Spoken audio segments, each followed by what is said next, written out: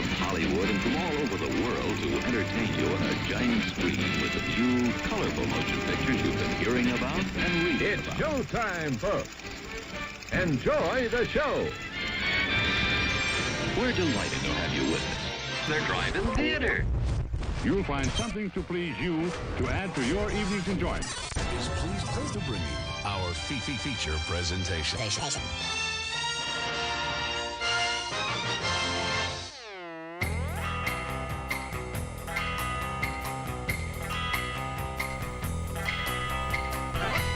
Yo, what it do, everybody? It is Monday night, December 6th, 2021. You are tuned into the Drive-in Speakerbox.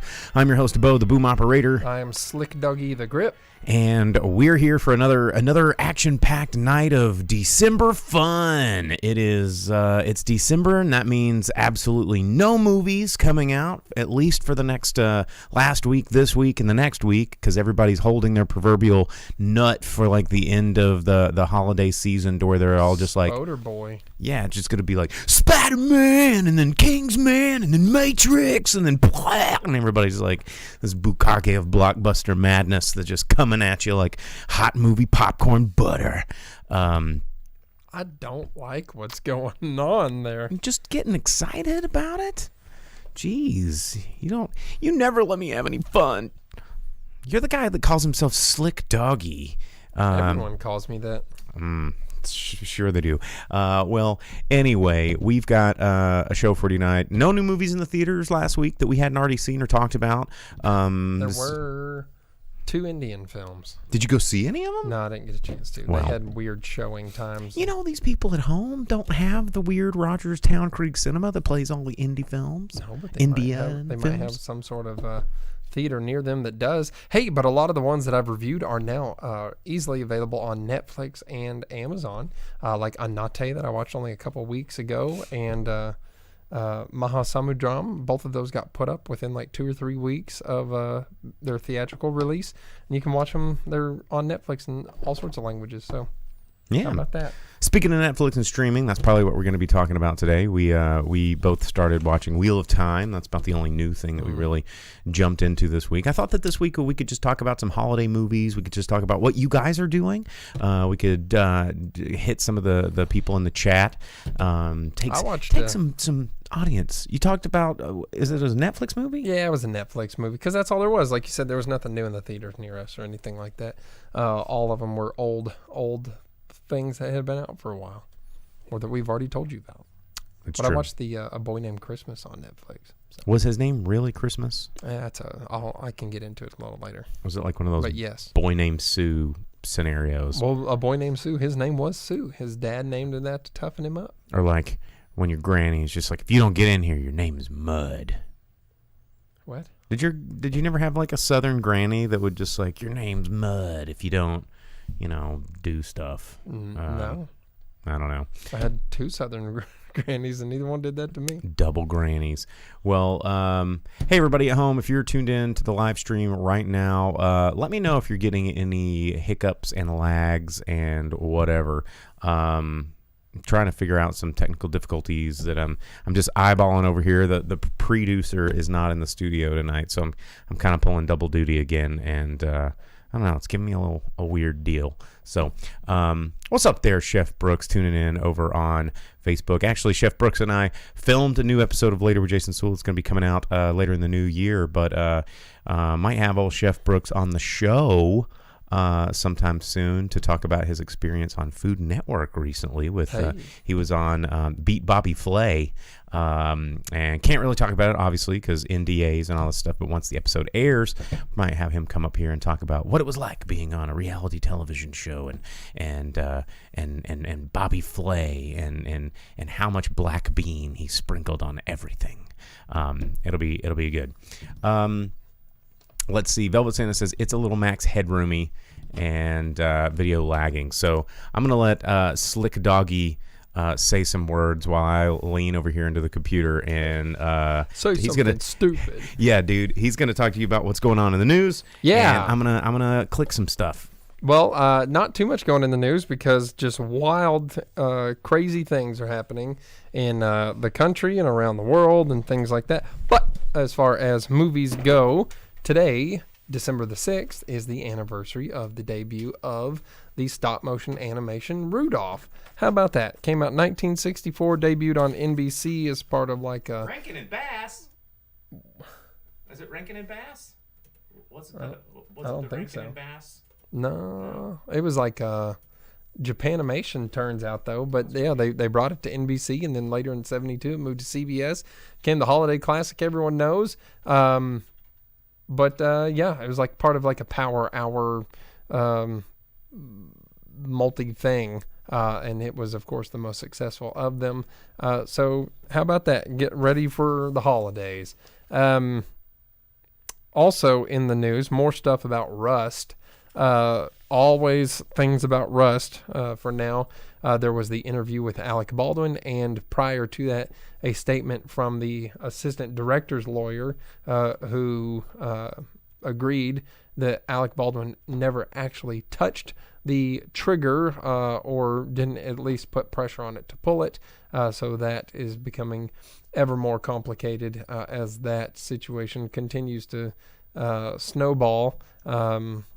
So keep an eye out for more news about Rust, because that promises to continue to be a thing for quite some time. Nicolas Cage, how about that? He's going to be Dracula in the new Universal movie. So I don't think that they're going to continue with the Dark Universe, but they are going to continue to do some of the Universal monster movies, and he will be Dracula. So we'll see how that works out in the new movie Renfield. You know, he was already Dracula that one time. He played in that movie where he was wearing the fake teeth all the time and was like running around like being crazy. It's one of his first movies. I think it was like Once Bitten. It was either Once Bitten or the other one. I always get the one with Jim Carrey. He's like the official Universal Studios. It's gonna be Dracula. weird. How do you do a Widow's Peak when you have the most Norwood level 100 like receding hairline? I don't know. How do you do it? I don't know. We'll see. I mean, who says Dracula has to have the widow's peak? I guess that's like the classic look, but they don't have to maintain blah. You know, it's. I'm feeling very, very thirsty. Yeah. You know. That's pretty good, Nick Cage. Yeah. Put the bunny down. Invite me into your window. Yeah. And I'm gonna bite ya. Yeah. You want to come to the window, not the bees. Yeah. Mina. I really hope that he's like the What We Do in the Shadows, and he's like, he just yells "bat" to turn into the bats and stuff like that. Oh, like Laszlo? Yeah, like Laszlo would be perfect. Bat. Yeah. Vince coming in there. Vampire's Kiss. Yeah, I always get Once Bitten and Vampire's Kiss flip-flopped. One's got Jim Carrey, the other's got Nick Cage. But both worth a watch. You can check it out. And then it was announced last week that Bob Iger will no longer be the Disney chairman. Taking his place will be Susan Arnold, and she'll assume that position on December the 3rd. Bob Iger having been CEO since 2005. And, yeah, so big changes coming. You know, Disney's way. I don't know if I'd want his job anymore. Like, I mean, Disney's too big. It's just you know, phenomenal cosmic powers in itty bitty living space. I mean, it's like the amount of pressure that must just be on you at all times. Like, you know, he must just like now he understands why Walt Disney like cut his head off and froze it for the future. Yeah. Or funny thing about you using the genie reference is that, Disney just took over, used their power for evil, and not nice to Robin Williams. And there you go, the big Disney machine changing leadership. So we'll see what that does for all of you people obsessed with Disney and that watch all the Disney Plus and everything involved there. Yep. That was pretty much it, man. I didn't see much else in the news, really.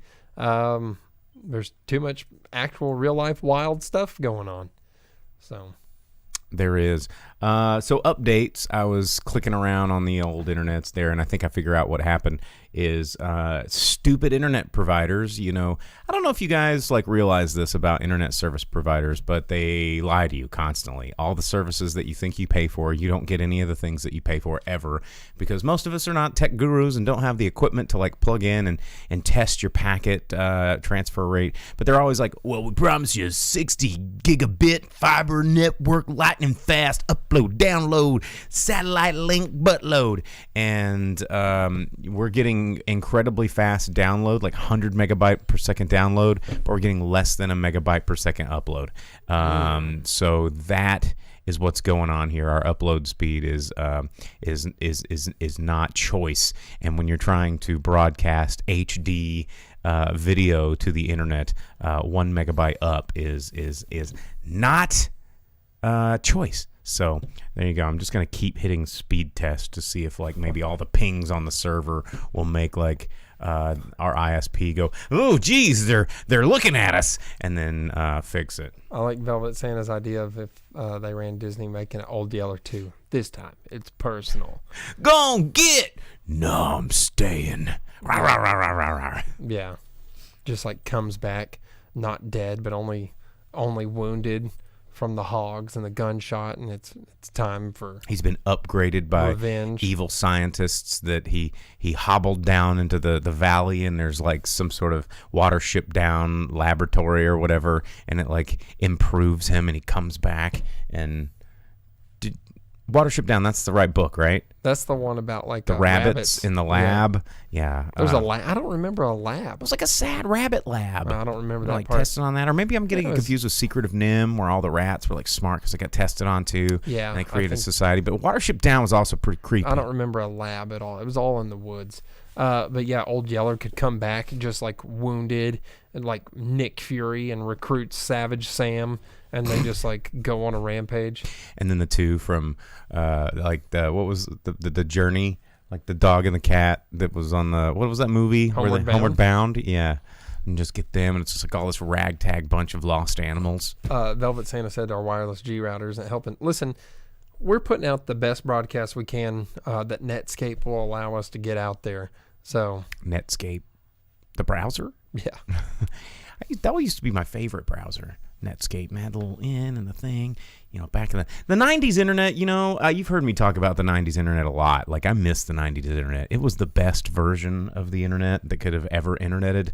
I don't think I like the internet now. It's just too much, and everybody's on it, and there's nothing sacred. You don't feel like there's any sense of discovery when you like find a website and you're like, this is sick. You're talking like you liked it back in the hackers days. I did. Where only certain people got on the internet. Like me, Bobo Biggin. That was my handle. I'm in. Yeah, which was a reference off of Bilbo Baggins, but I was also overweight. So, yeah, it was I didn't get Slick Doggy as a nickname. I got Bobo Biggin with Chris nickname. Pratt as the voice of Old Yeller, because Chris Pratt does the voice of everything now. He does. Yeah. He does. Well, in other news, things that are opening up in theaters this week, we do have West Side Story is about the only movie really coming out this week. Of course, Steven Spielberg doing the Steven Spielberg thing. He is just Spielberging all over this mess. It's a story we've seen. It's gonna be cool, Daddy-O, I guess. I'm not a big fan of musicals on screen. I can watch them all day in a theater, but I just cannot sit there and watch a lot of these on the video screen. Can't do it. Not fun. Your thoughts on West Side Story? You want to go see it? It's just Romeo and Juliet. Yeah. I've seen it before. Maria. Like, I think the best song in West Side Story is the America song, where like all the ladies are like going, Walter Wallflowers in America, carpet in something America, gonna get jobs in America, yada yada yada America. Like, it's I don't know how should this get canceled? The one they make fun of in South Park, where Butters is like the leader of Mexico. Mm-hmm. Yeah, that's exactly right. I don't know. West Side Story. Vince says he saw the West Side Story trailer and it slapped. I mean, Why not just watch In the Heights? No one did that. Yeah, I don't know, man. I'm not gonna go. I don't think I'll watch West Side Story. It's not really my scene. While I will defend musicals to some extent, as we've done on this show previously, I got nothing there, man. It's a remake, and that stretches it thin. I mean, Steven Spielberg. It seems like it's fish in a barrel for Steven Spielberg. Has Spielberg ever directed a musical before? Not to my knowledge. I can't think of any movies that he's done that's like, oh yeah, Steven Spielberg's musicals. They should have made like an E.T. musical. No. Yeah, where it'd be like, ouch, I say ouch, and then he's like, try to phone home, and he's in a basket, and there's a Reese's Pieces song, and yeah, let's do it, man. Let's write the E.T. extraterrestrial music. We'll have a Halloween song. It would just be Roger from American Dad at that point. There'll be a really cool cross-dressing like drag scene when E.T.'s in the wig, and he's like comes out in the hat and he's like, and then mom sees him, and it'd be good. I'm mark my words, because I've said it, it will manifest, and we're gonna get an E.T. musical in 2025. You better believe it. After the success of West Side Story, what else would Steven Spielberg do? It's just a natural progression of time and the insanity of the idea bankrupt world that we live in right now. But anyway, let's see. Duel, the Musa-Duel, said Velvet Santa. All the news about the Duel is cracking me up. How everybody's like, oh, the reason didn't get good reviews and make a lot of money is because millennials bashed on the internet. I was like, dude, that is the dumbest thing you could have said in public, because now you're gonna look even more dumb. You can't feed the trolls. You can't do that online. Just chalk it up to 2020, and it's doing fine on streaming. I haven't seen Last Duel yet. I want to, but I was gonna watch it, but it was $20 to stream at home, and I was like, I don't know about that. $20. Nah, there's very few things that I'll like VOD more than $9. Because at that point it's like I'll just find it. I did pay $10 to watch the Black Friday movie, which I reviewed on the Thanksgiving episode, which was, I guess that was last week, wasn't that? Was that last week? Yes. We talked about that.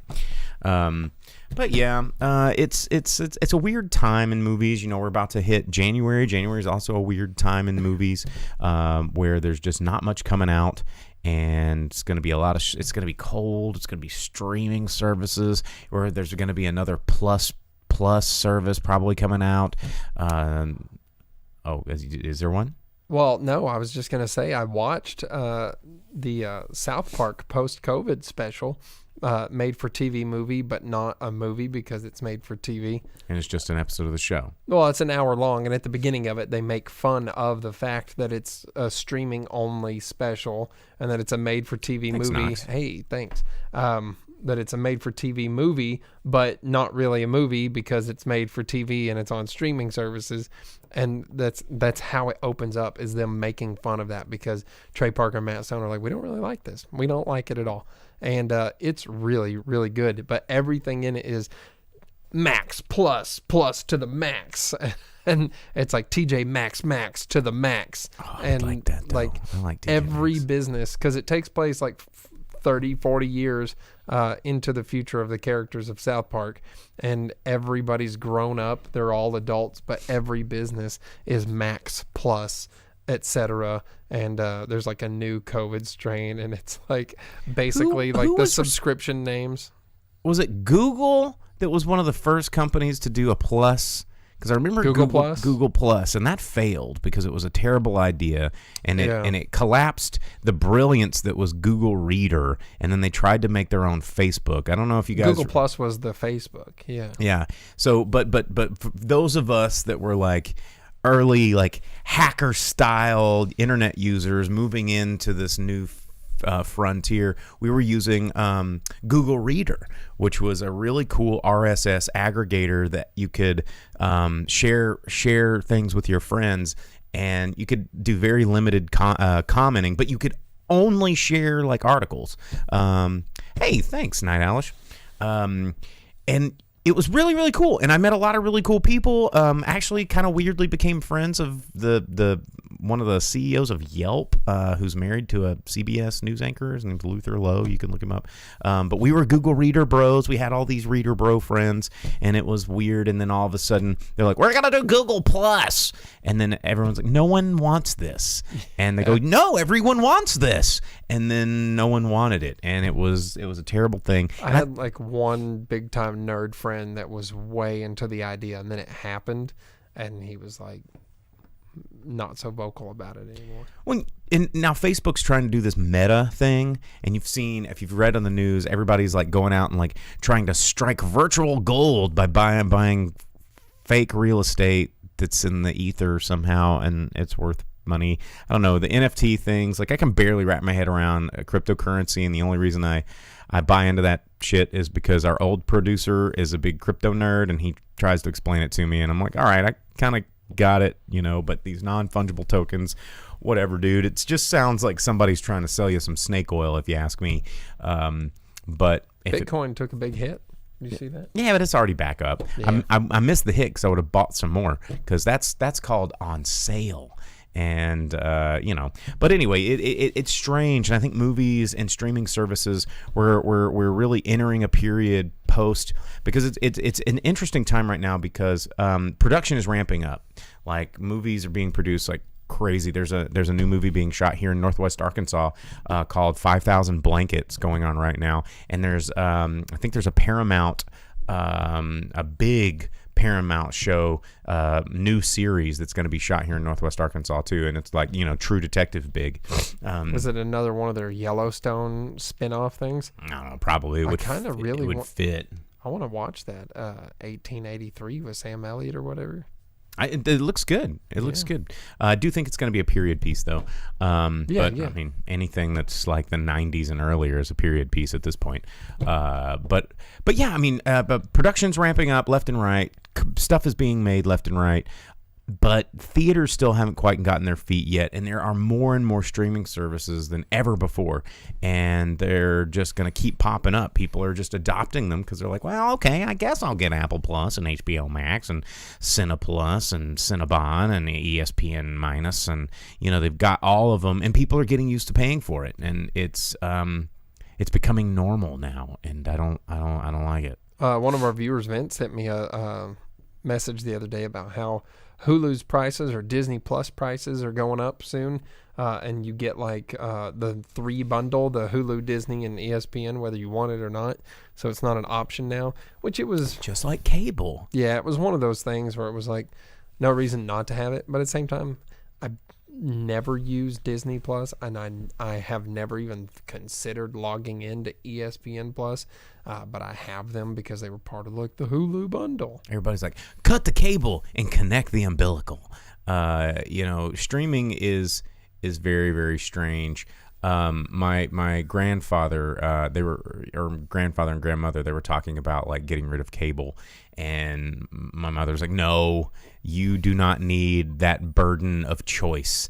The problem, when you're like 82 and you're sitting on the couch, you can just and just like click through it, and if something's like, oh, that's cool, you watch it. But with all these pluses and maxes and whatever, this hernia of content that's flying out our butts, you just, most of the time, I mean, raise your hand. I know I can't see it, or you could comment it, but raise your hand if you've sat down and you're like, I'm gonna watch a show, and you turn on a subscription service, you're like, I don't know.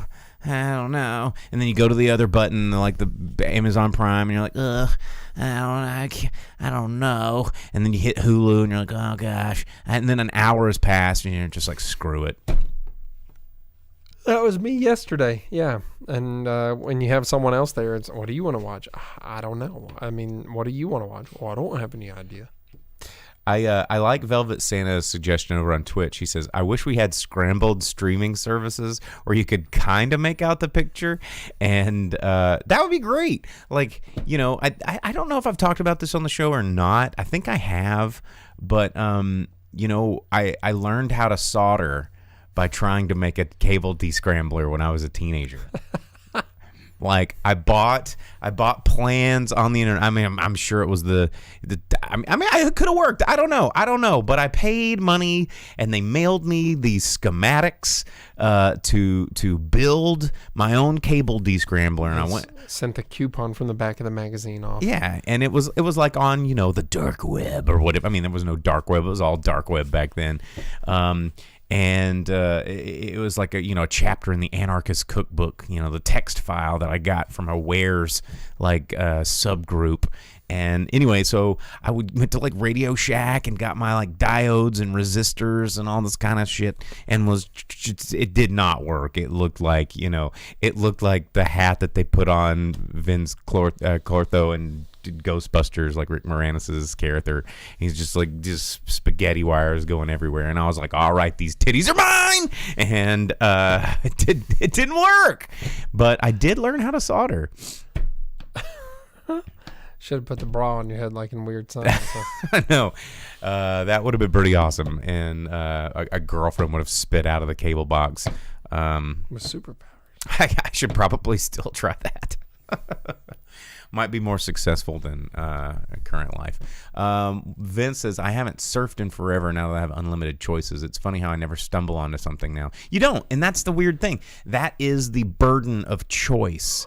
You know, and this is something that it's just like a weird life philosophy that I've had for a while. It's like humans are not meant for unlimited choice. You know, constraint is actually pretty good and pretty healthy for us, because we as humans want to experience a little bit of everything all the time. And, you know, when you have everything at your fingertips, there's absolutely no way that you can experience it at all, or all of it. But when you have the illusion of the ability to experience all of it, it's just like overwhelming, and you're immediately unsatisfied with everything because you're not having all of it. And there's been lots of interesting studies done on,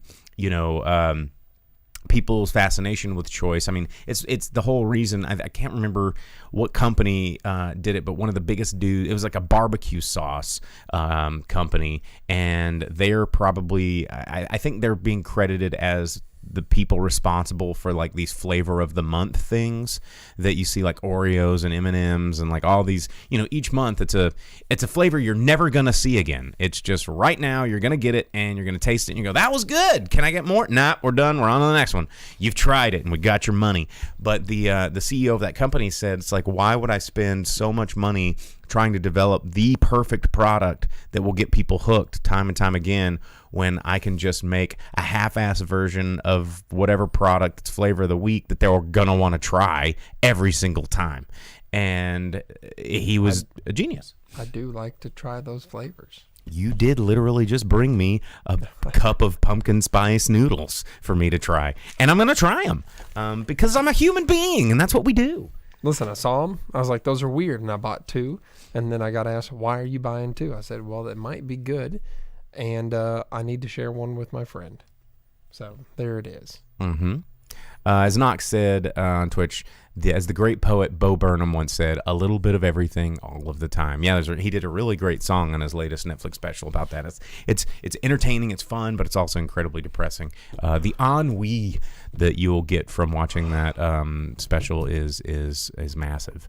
But yeah, you know, it's a difficult thing with all these movies and all of these, you know, streaming services starting to come out and giving you all this choice. You know, the magic of making a selection and going to see something is getting lost with each passing streaming service. Yeah, that is weird, Vince.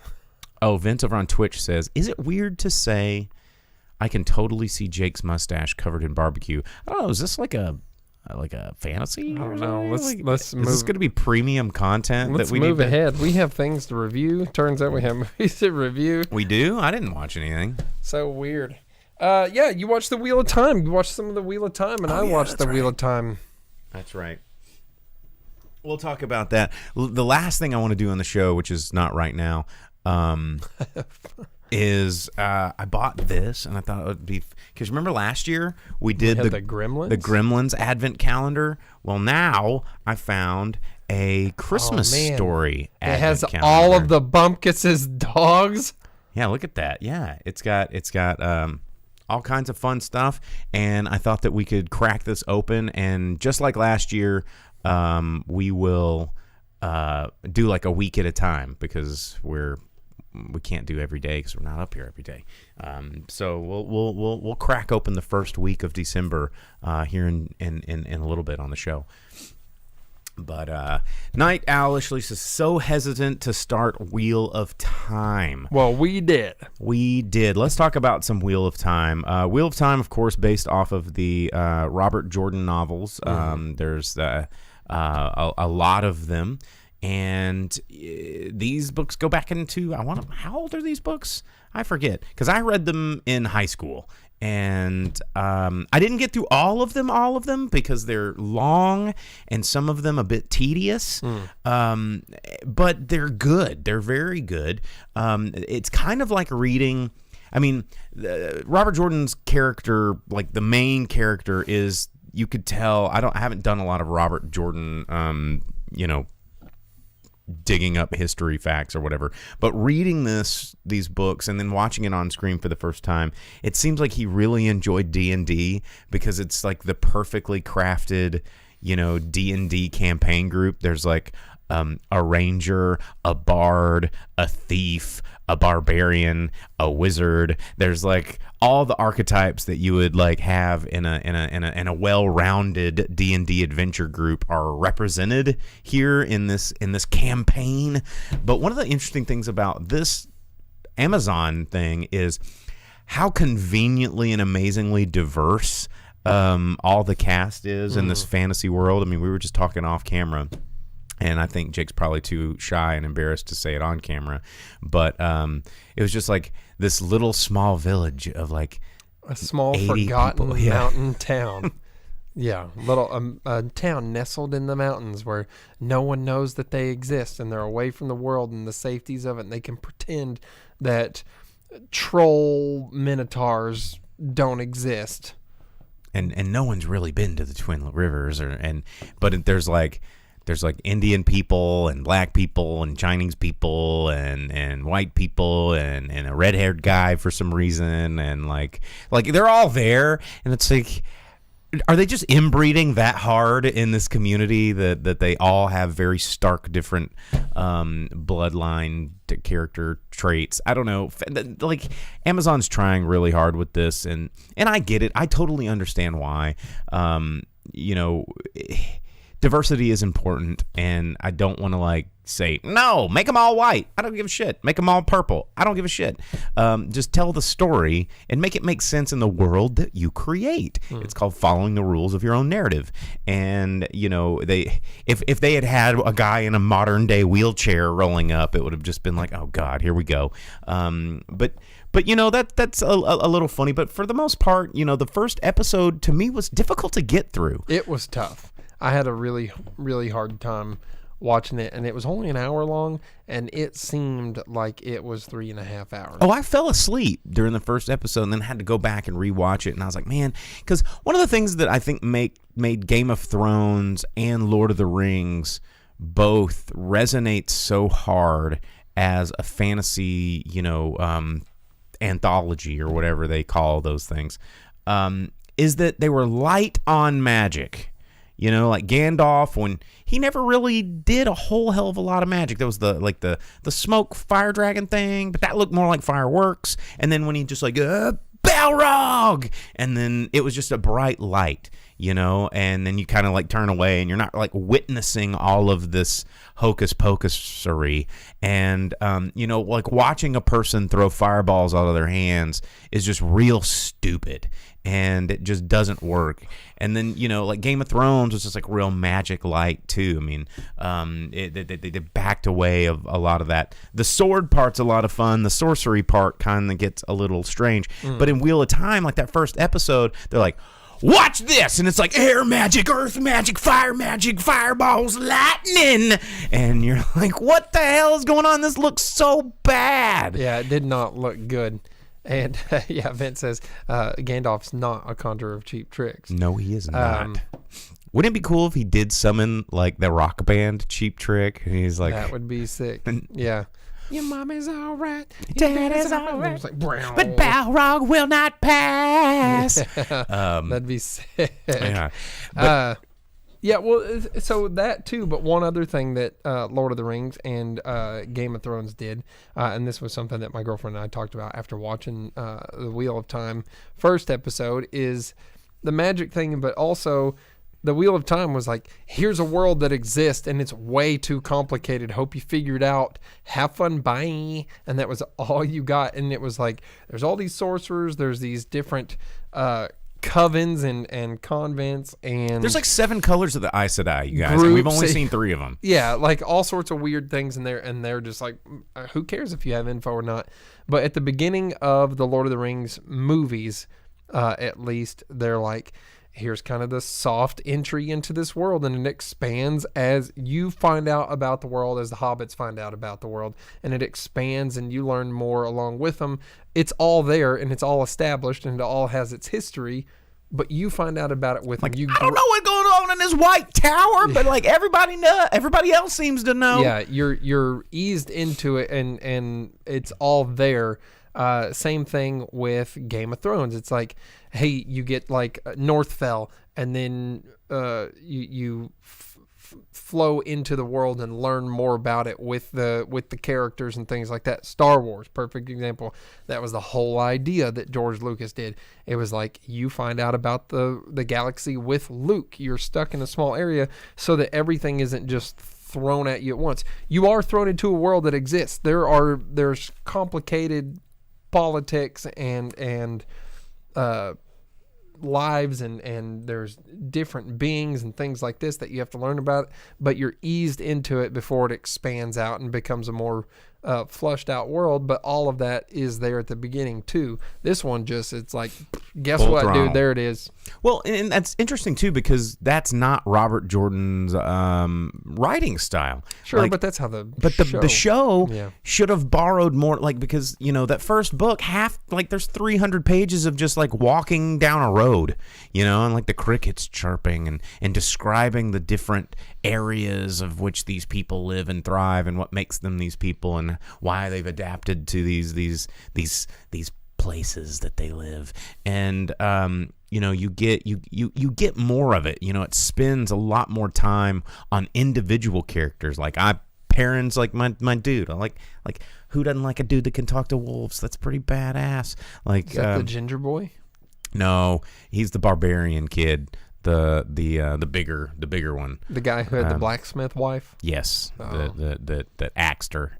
Spoiler. Let me ask you. It's only in the first 15 seconds of the show. Yo, babe, let me ask you a question. question. Yeah, no, it's awful. That was a bummer. It was, and I really like that character. I mean, I think I only read like 5 or 6 of these books, and I always really liked Perrin. There's like 13, 14 of these things. Yeah, I think Knox said that they had read over 12 of them. Yeah, someone commented that. But as I got through a couple more episodes, Jake didn't get past the first episode. I had other things to do, and it was tough. But I stuck with it. I was like, I'm going to come back. I'm going to check this out, and it's getting better. I'm less magic is going on, which I think they kind of were trying to shock and awe people right at the beginning with all that fight scene stuff. Yeah, it was just too much. It was like searching for a chosen one. There's like women only have magic. There's a samurai of sorts. Well, yeah, and it says that's her warder. A super sorcerer, and then just a handful of goobers, and then they all get bit by trolls. That sounds like every fantasy show ever, dude. But Knox says, I think everyone has forgotten their first watch of Game of Thrones episode 1. They introduced you to a ton of shit and you didn't know you could care about.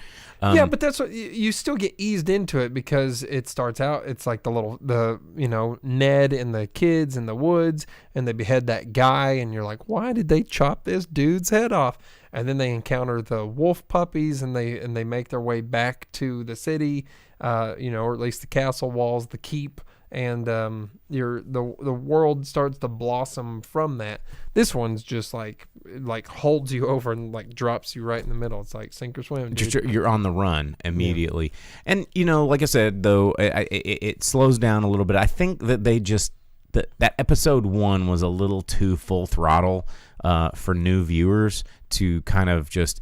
Like Jake said, ease into this world. Yeah, the first episode of Game of Thrones didn't have a giant action scene of crumbling a building by throwing each and every individual stone into a troll's face for 5 minutes. Yeah, like we didn't even get to see a dragon with fire or even an explosion until like season 2 of Game of Thrones, and then in Lord of the Rings,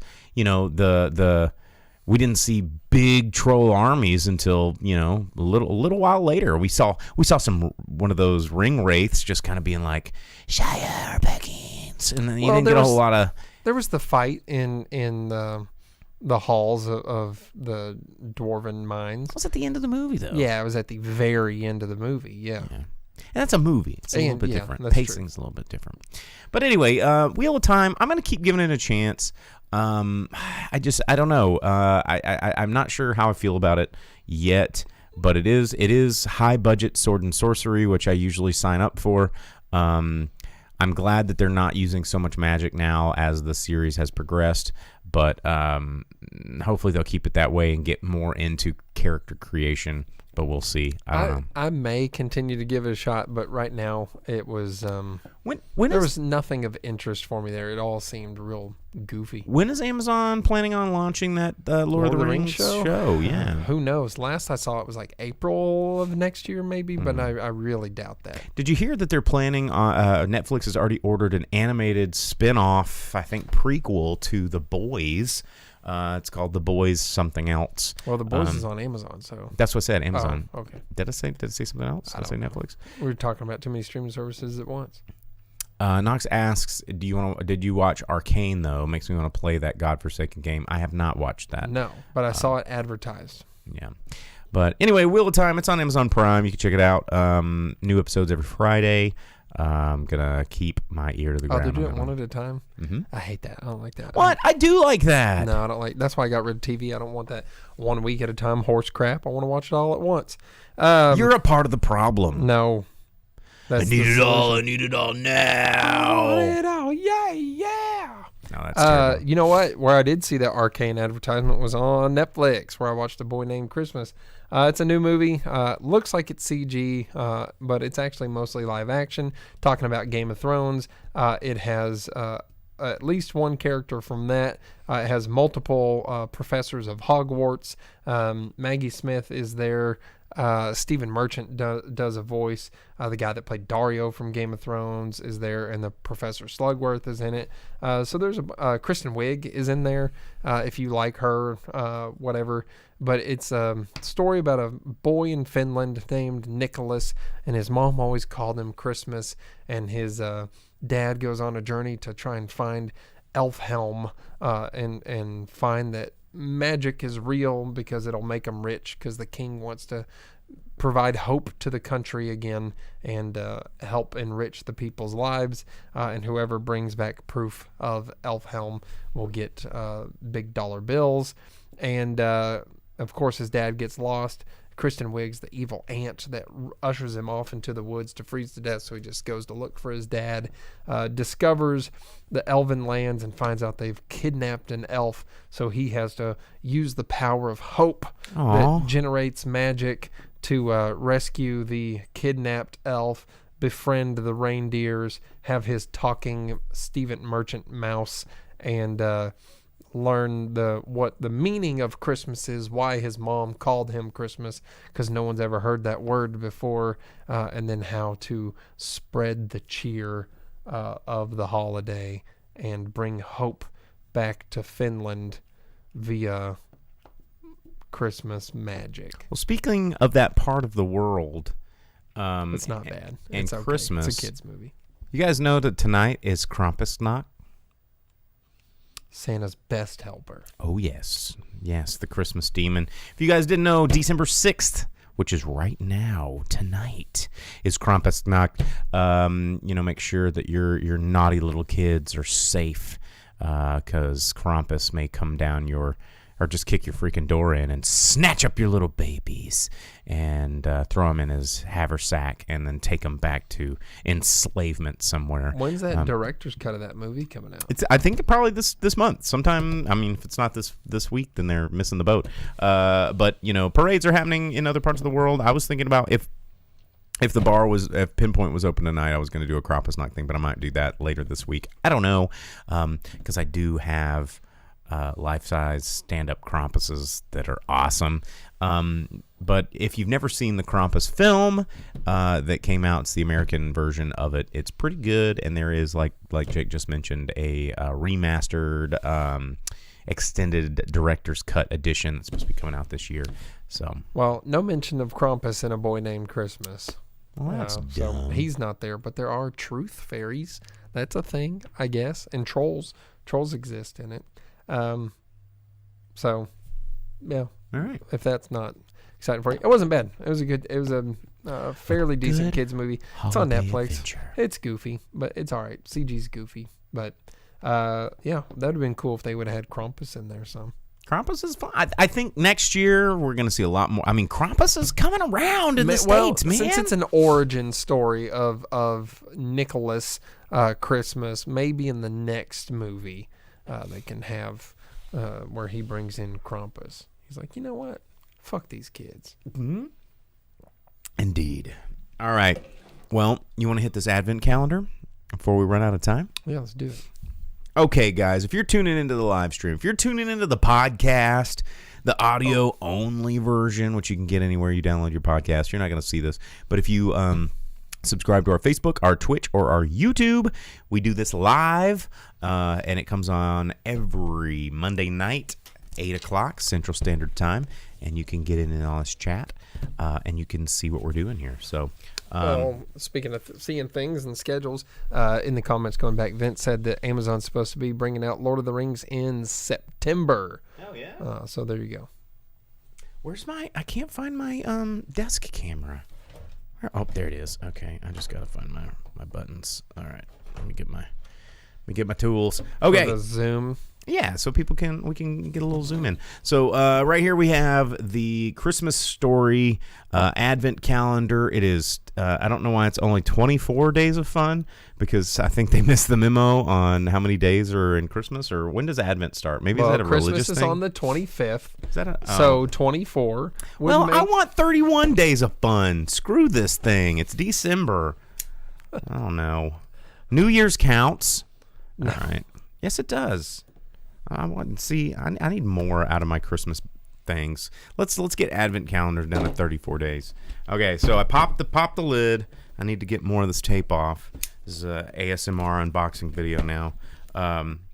It's got one of these flip down fronts. It can't be ASMR if you don't let them hear the tape. It's got one of these flip down fronts. Okay, there we go. We have opened up the house. Oh, bummer. The Bumpus dogs are just on the mat. They're not actually not part real. of the... Okay. There you go. There's the house. So they're my favorite part of the whole movie. All right. Coming in and eating the turkeys. So we're gonna do the first. Deal. So Jake, you want to do the? Oh, they're not numbered. I don't know. Do you just pick? I guess you just pick. Yeah. You just pick. All right. I'm gonna zoom in over here, and you have to find a way to get the door open. Yeah. There you go. Get that first one. What do we got? Oh, you got little Ralphie. Did you just start with Ralphie?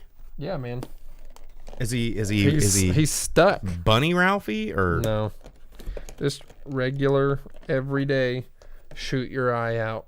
Shoot your eye little out, Ralphie. All right, so we got the Ralphie. He's our first up. Go ahead and get that second box. Let's get day number 2.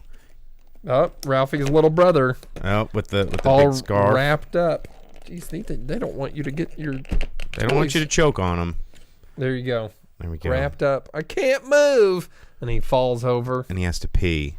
Yeah. Those are cute. All right, day 3. Day 3. Let's hit Just it. Continue along. Wow, yeah, we're going to do the first week, man. Well, I didn't know which direction we needed to keep going. What is this? My mom says, don't tear up that box, Jake. We're going to save it.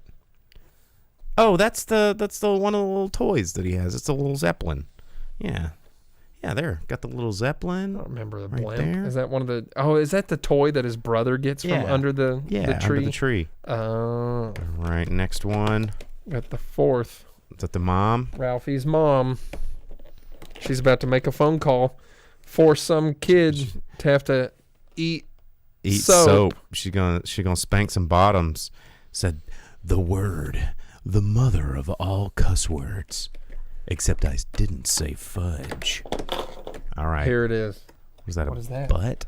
Is it a turkey? Is it a duck from the Chinese restaurant? Is this a rubber duck? Oh my gosh. I hope. Yes, I'm pretty sure it is. Yeah, with the head still on it. That is amazing. Okay, one of our viewers asked if you could get just the head by itself. So since when they cut it off. Look at this. Okay, we've got a plastic duck, a Chinese roast It's looking duck. at us. It's looking at us. Oh my God. Okay, one more. One more. Rah. The big one. And then he opened the big one. Nice. Here we go. He finally got what his heart had desired. Yep, a Bumpus dog. A Bumpus dog. Right there. Got him right there. These are pretty sweet, man. These are pretty cool little figurines. I don't have a way to not get my big finger in there, Jan. All right. Well, yeah, we've got them all right here. We've got the first week. Thank you, Vince. I am doing a great job of not ripping those. Of Christmas story fun. All of our figurines right here. Get that close up there. There we go. All right. So we've opened it up. Did that. Fun stuff. Unboxing videos. I can't. We got to get our big award. You know that's going to be like the last one. Yeah. That's going to be. I bet it's this one right here. Well, just be careful because it's fragile. It is fragile. It's a very Must prestigious award. Okay, well, do we want to do box office before we get out of here? Yeah. I mean, yeah, let's go ahead and do it. We've got the box office roundup for the last weekend that we had, December 3rd through 5th, 2021. Let's talk about the top 10. It's a weird top 10. Number 10, Sword Art Online, Progressive Aria of a Starless Night. Sword Art Online, anime, of course, based off of the anime about a virtual reality game that people get trapped in. They can't take their helmets off or they die and they're stuck in this world. Is that what it is? Yeah. Oh, wow. The original Sword Art, yeah, I watched season 1 and you go into this thing and if you die in the game and you die in real life. Why would more people continue to play the game? Well, they don't. Everybody's trapped in it, and it's like in the real world side, everybody's trying to figure out how to get these people out of this game, but they're all stuck and their bodies are atrophying in the real world. So only the first wave of gamers played the game, and everyone else is like, "Oh, I'm glad I waited to get that game." Pretty much. So it's actually the first season is pretty neat. But they did it's got several seasons out, but it made $1 million at the box office. And that's a lot of video games too. You can play the game, and if that's the story of the game, or if that's the story of the show, why would anyone play the game based on that? Well, everybody could watch the people playing the game as well, and like it was an interesting thing. But I don't know. I'm not going to explain Sword Art. Number 9, King Richard, which we reviewed last week on the show. $1.2 million in its third week in release, bringing it up to $13.4 million. Number 8, Dune, bringing in another $1.8 million in its seventh week in release from Warner Brothers, bringing in $104 million at the box office. Number 7, Clifford the Big Red Dog, bringing in $1.8 million in its fourth week in release, bringing it up to $45.8 million at the box office. Number 6, Resident Evil, Welcome to Raccoon City, in its second week, falling to the number 6 spot, bringing in $2.6 million, bringing it up to $13 million at the box office. Not good. No, not good for Resident Evil. I don't think we're going to get another one of those. Eternals coming in at number 5, bringing another $4 million, bringing it up to $156 million at the box office in its 5th weekend release. A lot less than I think Disney was hoping for another installment into the MCU. But what are you going to do? Number 4, relatively limited release movie, Christmas with the Chosen, The Messenger, from Fathom Event. A Fathom Event coming up in taking the number 4 spot, bringing in $4.1 million. Isn't The Chosen like a hip hop guy or something? I saw it listed at like our local things, but it was like a singing thing. Yeah. Yeah. Number 3, House of Gucci, bringing in $7 million in its second weekend release from United Artists, bringing it up to $33 million at the box office. Number 2, as I kind of suspected, Ghostbusters Afterlife hanging out there on the number 2 spot for the 3rd week in a row, bringing in $10.3 million up against a humongous budget, but it brought in $102 million so far at the box office for Sony. And the number 1 movie in America for the 2nd week in a row, which is, again, no big surprise because it's a kids movie, and kids movies win at this time of season because there's nothing else to do with kids. Encanto, bringing in $13.1 million at the box office. Second weekend release, bringing it up to $58.3 million for Walt Disney Studios. So there you go. There's your top 10. There's your numbers. And that's our show. We did it. We made it to the end. Oh, man. Oh, gosh. Oh, man. Oh, gosh. All right, guys. Well, we're going to get out of here. I am going to hustle down to the Walton Arts Center for the remainder of the holidays nog off. Uh-oh. See how my nog is doing up against 6 other competitors' nogs, local bartenders here, raising money for charity. So if you're catching this like right now, it's going to maybe 10 or 11 until supplies run out. I think it's still going on right now. I'm going to go check that out. It's $15. All the money goes to charity, and you can sample nogs from a bunch of really talented people, including me. And wish it wasn't on a Monday. So do I. But anyway, all right, guys, thanks for tuning in. Don't forget to like and subscribe. We will see you guys next week. And yeah, thanks for tuning in. I gotta click buttons because I don't have a producer. It's so weird. What about your quark? My quark? What about my quark? What did I do with my quark? We'll find out. I don't know.